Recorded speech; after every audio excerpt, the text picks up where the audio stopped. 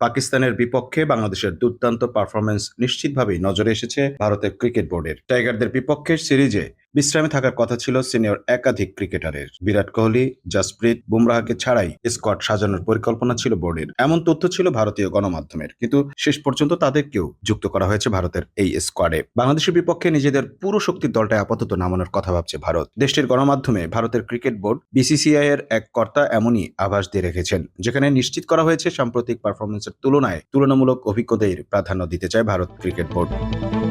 মূলত অস্ট্রেলিয়ার বিপক্ষে বোর্ডার গাভাস্কার সিরিজের জন্য প্রস্তুত করতেই এমন সিদ্ধান্ত। ইংল্যান্ডের বিপক্ষে সিরিজে দারুণ পারফরমেন্স করে তা উপেক্ষিত থাকতে হচ্ছে সরফরাজ খানকে। বাংলাদেশের বিরুদ্ধে টেস্ট সিরিজে প্রথম একাদশে না থাকতে পারেন এই সরফরাজ খান। তার জায়গায় ফেরানো হতে পারে KL রাহুলকে। দলীপ ট্রফিতে রান পেয়েছেন, ঋষভ পান্তের সঙ্গে ভালো জুটিও ছিল রাহুলের। অস্ট্রেলিয়া সফরেও তাকেই বিবেচনা করা হতে পারে। একই অবস্থা ধ্রুব জুরেল আর পান্থের মাঝেও। ইনজুরি থেকে ফেরার পর টেস্ট খেলা হয়নি পান্থের, যদিও টি-20 বিশ্বকাপটা ঠিকই জিতে নিয়েছেন। এবার টেস্টেও তাকে ফেরাতে চায় টিম ম্যানেজমেন্ট।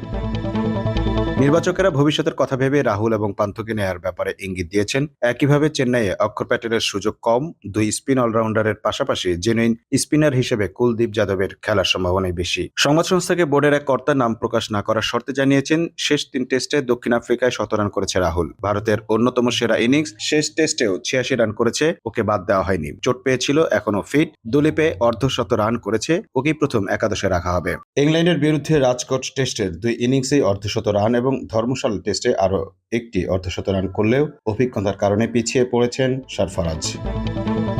বোর্ডের সে কর্তার ভাষ্য, সব কাজই ঠিকঠাক করেছে সরফরাজ, কেউ চোট পেলে ওই দলে ঢুকবে। কিন্তু রাহুলের অভিজ্ঞতা অপূরণীয়। শুধু বাংলাদেশ নয়, নির্বাচকেরা অস্ট্রেলিয়া সিরিজের দিকে তাকিয়ে আছেন, সেখানে অভিজ্ঞতাই আসল। একই জিনিস দেখা যাবে পান্থ বনাম জুরেলের ক্ষেত্রেও। জুরেলের প্রতিভা থাকলেও শেষবার অস্ট্রেলিয়া সফরে পান্থের দুর্দান্ত ইনিংসগুলোকে আড়াল করতে পারছে না নির্বাচকরা। সেই কারণেই পান্থকেই দেখা যেতে পারে শুরুর একাদশে। একইভাবে বাংলাদেশের বিরুদ্ধে কুলদীপ যাদবের অতীত সাফল্যের কথা মাথায় রেখে তাকে নেওয়া হতে পারে। রবীন্দ্র জাদেজা এবং রবীন্দ্রচন্দন আশ্বিনের সঙ্গে তৃতীয় স্পিনার হবেন কুলদীপ।